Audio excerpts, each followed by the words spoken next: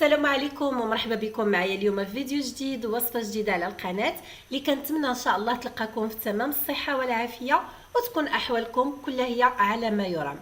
اقتراحي لكم لهذا النهار هذا ان شاء الله غادي يكون هو الدجاج المكومن او الدجاج بالكمون. وصفه اكثر من رائعه، كيجي هذا الدجاج لذيذ بواحد الطريقه اللي ما تخيلوهاش. الطياب ديالو سهل بزاف، غادي نطيبوه بلا ما بلا حتى شي حاجه، وكيجي فتي تيجي لذيذ بزاف. مكونات اللي هما قلالين بزاف والطريقه سهله والوقت كيتحضر في وقت قياسي. كتكون عندنا واحد الوجبه ممكن تحضروه للغداء او للعشاء، وجبه هكا متكامله مع خضر اللي فورتها. ان شاء الله تابعوني في الفيديو باش تشوفوا طريقه التحضير. كما قلت لكم هاد الدجاج هذا اكيد غادي يعجبكم ان شاء الله الا جربتوه. بالنسبه للمكونات كما قلت لكم راهما بساطين بزاف. عندي هنايا كميه ديال الدجاج اللي كنكون غسلته مزيان وخليته حتى كيتسقطر، يعني الدجاج ضروري ما كنخليوه حتى كيتسقطر.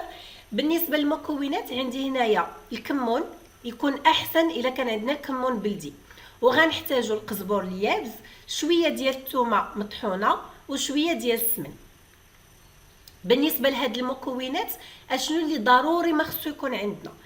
خاصو يكون عندنا ضروري الكمون. كما قلت لكم الا كان البلدي غيكون احسن، تعرفوا راه كاين فرق. هذاك الكمون البلدي كيعطينا مذاق واحد اللذه سبحان الله كتجي حسن وكتجي ألذ من الكمون العادي. والقزبور اليابس. بالنسبه للثومه والسمن فهنا كاين اختلاف، كاين اللي كيديروا كاين اللي ما كيديروش، كل طريقته. انا في الحقيقه مره كنديروا غير بالكمون والقزبور اليابس، يعني كاينين مرات اللي كنزيد عليه السمن والثومه وكاينين مرات اللي ما كنستعملهمش نهائيا. بالنسبه للملحه ما كنستعملش الملحه، كنستعمل الحامض مصير اللي فايت لي شاركت معكم طريقتي في التحضير ديالو. هذا الحامض كيجي معسل وكيجي رائع بزاف. ان شاء الله الناس اللي متمنه نخلي لكم الرابط في صندوق الوصف. كناخذ هاد المكونات هادو وكنديرهم في واحد الاناء، كنخلطهم مزيان كما كتشوفوا بهذه الطريقه هذه، وكنطلقهم بشي شويه ديال الزيت البلديه. انا فضلت انني نطلقهم بالزيت البلديه حيت حتى هي كتعطي النكهه ديالها وصحيه حتى هي، ولكن الا بغيتوا راه ممكن تطلقوا هاد العطريه هذه غير بالماء. كنطلقهم مزيان وكنبدا كنشرمل اولا كنتبل الدجاج ديالي. كنحاول انني ندير فيه واحد الفلحات باش كيتشرب وباش كيدخل ليه مزيان، باش كتدخل ليه مزيان التتبيله. بالنسبه للتتبيله ديال الدجاج كما لقيتو تبلوه اولا تعطروه اولا تشرملوه في واحد الوقت يعني قبل غيكون احسن. هو ضروري ما كتشرملوه من قبل وكتخليوه حتى كيتشرب مزيان.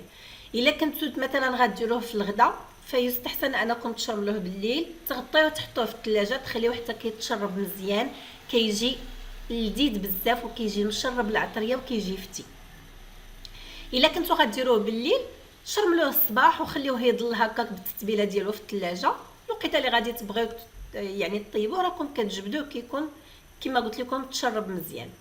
بالنسبه لكميه الدجاج راه كتبقى اختياريه، ماشي ضروري ديروا الدجاج كثير، وكديروا غير القياس اللي كديروا دائما في المنزل ديالكم وترافقوا هكا بسلطات راه كيجي زوين بزاف. انا هنا غادي نشرملو كما قلت لكم، كنفلحو كنبدا كنشرملو كنخليه. انا هنا غادي نوضعو في الثلاجه نغطي عليه ونخليه في الثلاجه حتى كيتشرب ليا مزيان، عاد ان شاء الله نبدا نطيب. دابا من بعد ما تشرب ليا العطريه مزيان هنا غادي نطيبو.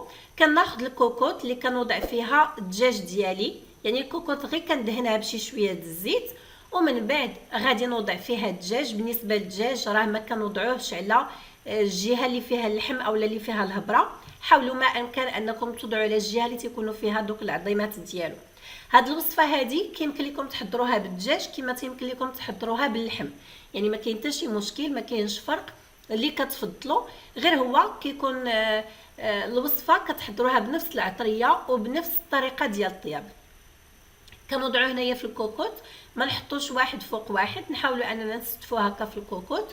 وبالنسبه للماء ما كنضيفوا عليه لا الماء لا الزيت لا حتى شي حاجه، كنخليوه كما كنقولوا كيطيب في الصهد ديالو، وصدقوني راه كيجي فيه واحد المذاق اكثر من رائع.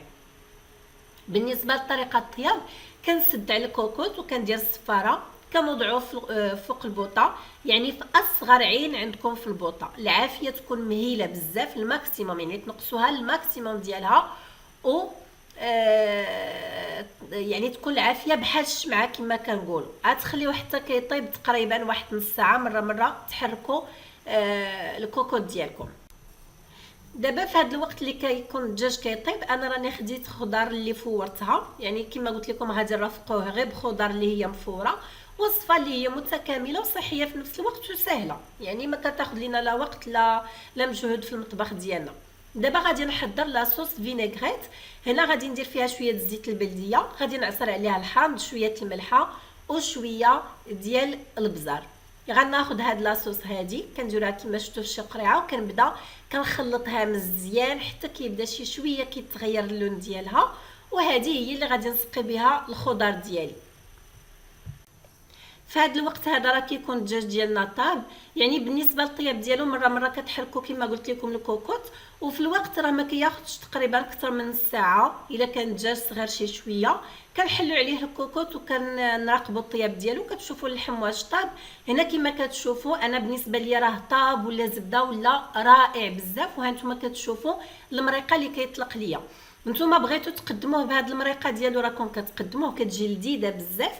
ما بغيتوش تقدموه فراكم كتوضعوه هكاك ناشف، اولا كتوضعوه هكا ناشف وديك المريقه كديروها هكا في طبيصلات صغيورين اللي بغاها. وكنقدم الطبق ديالي على هذا الشكل هذا، كما كتشوفوا الخضر ديالي كنقدمها بهذا الشكل هذا، وكنوضع الدجاج وسط منها حتى كنوضع الخضر، ومن بعد كنبدا كنسقيها بهذيك لاصوص اللي حضرت. كيجي طبق متكامل وصحي واكثر من رائع. وهذا كيكون هو الشكل النهائي ديال الطبق اللي اقترحت عليكم لهذا النهار هذا. الدجاج مكومن اولا الدجاج بالكمون تيجي اكثر من رائع، لذيذ بزاف. والطياب ديالو كما شفتوا وكما تابعتوا معايا راه ساهل، يعني وصفه بسيطه ولكن اللذه ديالها ما تسخاوش بها وما تشبعوش منها. هانتوما كما كتشوفوا معايا الدجاج كيفاش نو كيطيب، تيجي فتي، تيجي طيب مزيان وما تياخذش لينا وقت نهائيا. نتمنى ان شاء الله تجربوا هذه الوصفه هذه وتنال الاعجاب ديالكم. الا عجبتكم الوصفه وعجبكم الفيديوهات اللي كنقدم لكم اولا الوصفات اللي كنزل، ما تبخلوش عليا وشجعوني بلا لايك وخليوا لي راي ديالكم في التعاليق. ولا مازال ما اشتركتوش اشتركوا معنا وفعلوا الجرس باش توصلوا ان شاء الله بكل ما هو جديد. شكرا لكم على حسن المتابعه، ونتلاقى ان شاء الله في فيديو جديد وصفه جديده دائما على قناه ليلى للطبخ العصير. الى اللقاء.